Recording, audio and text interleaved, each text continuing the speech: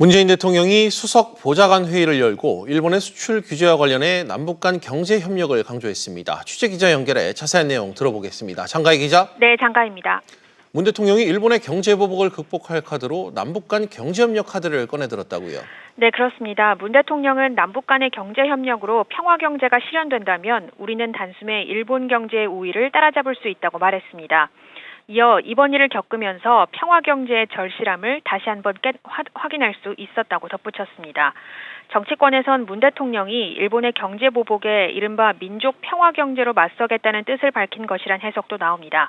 문 대통령은 일본은 결코 우리 경제 도약을 막을 수 없다며 오히려 경제 강국으로 가기 위한 우리의 의지를 더 키워주는 자극제가 될 것이라고 덧붙였습니다. 그렇군요. 문 대통령은 또 일본을 겨냥해 과거를 기억하지 않는 나라라고 직격탄을 날렸다고요.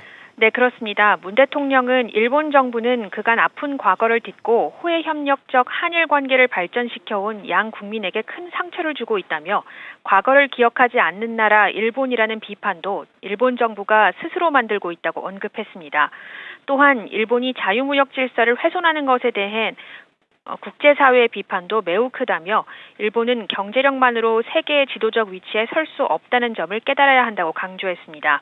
이어 문 대통령은 일본의 무역 보복을 극복하는 데에만 그치지 않고 일본 경제를 넘어설 더 큰 안목과 비상한 각오가 필요하다고 말했습니다. 또한 부품, 소재 산업 경쟁력을 획기적으로 높이는 것과 함께 경제 전반 활력을 되살리는 폭넓은 경제 정책을 병행해야 한다며 당장 이번 추경에 이어 내년도 예산 편성부터 그런 정부 정책 의지를 충분히 반영하라고 지시했습니다. SBS CNBC 장가희입니다.